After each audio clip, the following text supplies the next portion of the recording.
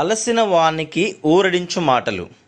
సహోదరుడు భక్తి సింగ్ గారి పరిచర్య నుండి సేకరించిన అనుదిన ధ్యానములు.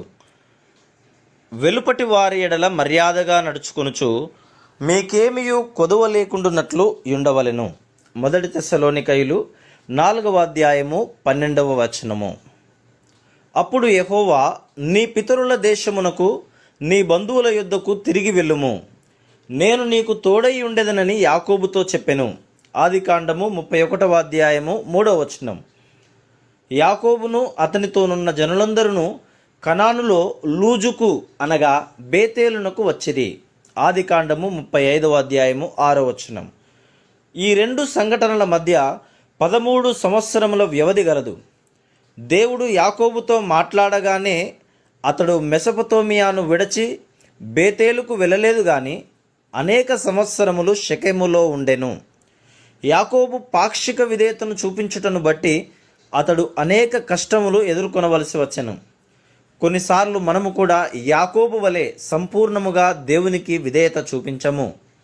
యాకోబు తన తండ్రి ఇంటికి ముందుగానే వచ్చి ఉండవలసింది. దేవునిపై, ఆయన వాగ్దానములపై ఆధారపడుటకు బదులు తన జ్ఞానముపై ఆధారపడి తన ప్రణాళికల ద్వారా మామను మోసగించి బలమైన పశువులు తనకు, బలహీనమైనవి లాబానుకు వచ్చినట్లు చేసెను. యాకోబు నా పిల్లల కొరకు నాకు సంపద కావాలనని తనలో తాను వాదించుకొని ఉండవచ్చును. చాలామంది తమకు పెద్ద కుటుంబములుండుటచే వారు అబద్ధములాడి లంచము తీసుకొనుచున్నామని చెప్పుదురు.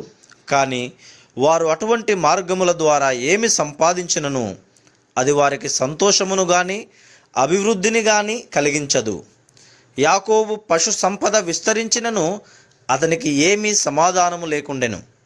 లాబాను పిల్లలు అతని మీద అసూయపడి తప్పుడు మార్గముల ద్వారా యాకోబు తమ తండ్రి ఆస్తిని తీసుకొనని చెప్పుకొనిది. ఎప్పుడైతే మనము లోక సంబంధమైన పద్ధతుల ద్వారా అభివృద్ధిని చెందుదుమో అప్పుడు మనము అసూయను, ద్వేషమును, విరోధమును ఎదుర్కొనవలసి వచ్చును. దీని నిమిత్తము వారిపై మనము నేరారోపణ చేయరాదు. మన ప్రవర్తనయే వారు అసూయపడుటకు వారిని ప్రేరేపించును. ఈ సమయంలోనే దేవుడు యాకోబునకు మరలా ప్రత్యక్షమై, నీ పితరుల దేశమునకు నీ బంధువుల యొద్దకు తిరిగి వెళ్ళుము, నేను నీకు తోడైయుందును. ఆదికాండము 31వ అధ్యాయము 3వ వచనం అని చెప్పాను. యాకోబు యథార్థవంతుడుగా జరిగినదంతయు మామకు ధైర్యముగా తెలియజేసిన ఎడల అతడు తనను, భార్యలు, పిల్లలు, పనివారు, పశువులతో సంతోషముగా పంపించున్నట్లు దేవుని యందు నమ్మకముంచడివాడే.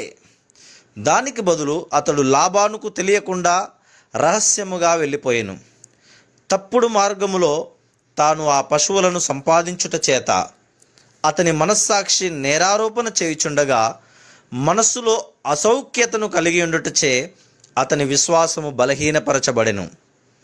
ఇతరులు ప్రశ్నించినట్లుగా నీవు ఏదైనాను చేసిన ఎడల నీ విశ్వాసము బలహీనపరచబడి నీవు సులభముగా సాతానుకు ఎరగా నగుదువు.